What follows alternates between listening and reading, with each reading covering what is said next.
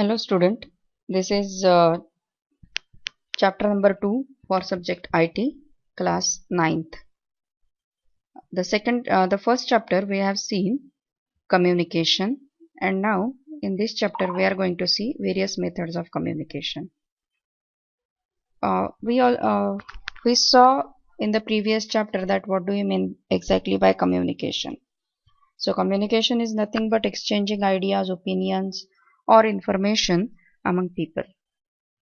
Now people use different methods of communication for expressing their views. Again, this choice of method of expression can be dependent on different factors, such as the time available, the how much expenditure it will be involved, then the intellectual level of the person or the receiver, and also the urgency of the message. Now, the few methods of communication are verbal, non-verbal, and visual. Verbal communication essentially means talking. Basically, it uses words in delivering the message. Words are, we can say that we are a powerful tool to share the ideas or information. Again, there are two primary forms of verbal communication. First is oral and second is written communication.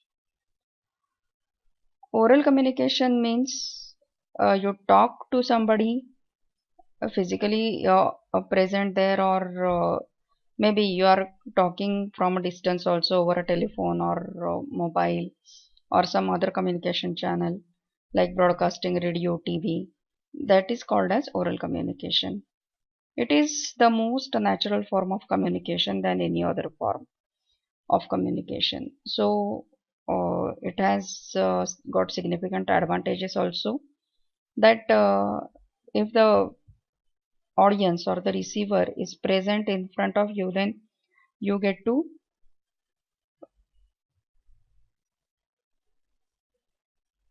you can actually see the feedback instantly, that if they have understood your view or your information or whatever you are explaining to them.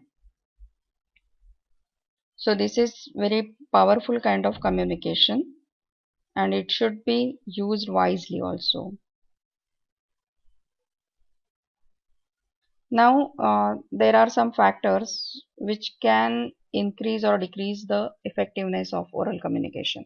The first one is pace, the speed at which you talk. If you are talking too fast, then the receiver will not understand anything, and again, he will not pay attention. Then, clarity of pronunciation. What you are talking should be very clearly pronounced. It should, all the words should come in correct format so that they convey the intended meaning. Then volume and pitch. Uh, Actually, this depends on the topic as well as the response from the audience. If the audience are not responding, not understanding, then the person who is giving speech or explaining will try to make it emphasized and give it more silently in a very low tone.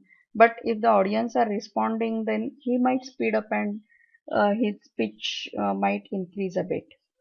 Then vocabulary which you are using while communicating. Now see, here is one example. Uh, if somebody is passing such comment as these shoes are very cheap, and the interpretation of which could be the shoes are not costly first, or they are not up to the mark, or they are looking shabby. Now see, the same thing can be said in another way, such as these shoes are very economical. Now your perspective towards looking at those shoes is changed. Now what you see is, oh, they are not very costly. So yes, everybody can afford them. And yes, their quality also seems to be good, something like that. Then fluency. It again it is the ability of the speaker, how fluently he can speak and explain in that particular language. Then length of communication. Again, the lengthy conversation can be tiring and boring, so the speaker should use minimum words to explain whatever he has to say. Then there are these are the advantages and disadvantages of oral communication. You can read them on your own. Then written communication. Again, as the name suggests, it involves writing messages to convey the information. And this is called as the very much formal way of communication. While writing, you take utmost care that you are writing with all punctuation marks and your spellings are correct and all these things. So the language also while writing is used is formal, not informal as we are talking. So this written kind of communication is called as formal communication. Then here are the advantages as well as disadvantages of written communication. Now let's come to nonverbal communication. Nonverbal communication means communicating without the use of words, oral as well as written. Now these are the elements of nonverbal communication. First is the facial expression. The receiver can understand what you are feeling or what you are trying to convey by looking at your face. Then gestures, hand movements, body movements are also signaling to the effectiveness of nonverbal communication. So your body language is very important. Then voice. Again, your tone, pitch, volume, rhythm are the essential elements of communication. When you speak, other people read our voices in addition to listening to our words. Uh, if you look at the animals, when we are talking to them like dog, they don't. Do you think they understand your language? No, they don't understand your uh, words, but what they understand is your tone in which you are talking. They understand whether you are talking them in friendly manner or you are shouting at them. They certainly get these feelings and act accordingly. Again, this body language I have explained you. So how you stand, how you move your hands, how you use your eyes. So all these things come under the body language. Then eye gaze, physical contact, and last one is the appearance and your dress up. In the oral form of communication, the appearance play an important role. But first of all, the well-dressed information person will be giving a very good impression. Then here are the advantages and disadvantages of nonverbal communication. Now let's move on to the third form of communication, that is visual communication. A verbal or nonverbal communication utilizing the sense of sight.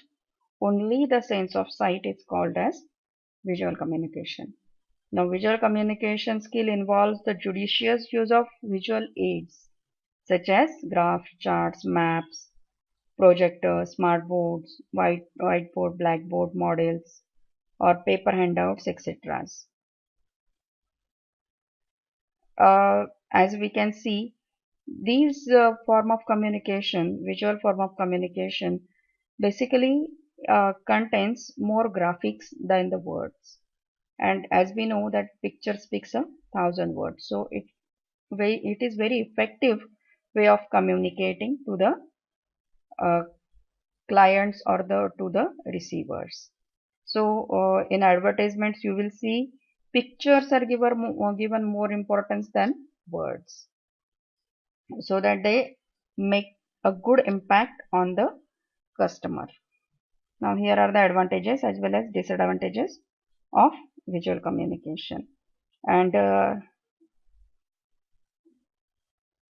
Just to summarize, if you just communicate, you can get by.